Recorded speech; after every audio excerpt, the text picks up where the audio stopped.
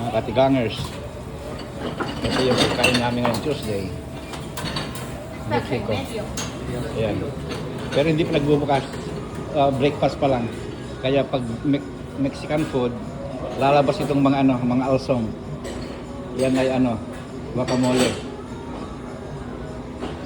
All-purpose cream. Ito yung paborito ko. Kasi nilalagyan ng ng mga herbs eh. Ito, maanghang yan. Lalo mga ito. Ayan, maanghang yan.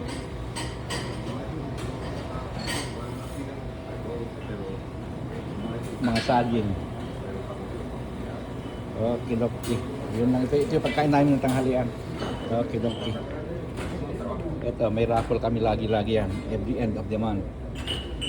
Ayan. Minsan pala ko nanalo rito kasi libo naman kami rito. Okay, dokie. Bye-bye. Mag-swipe na tayo para may sahod. Okay, dokie. Bye-bye.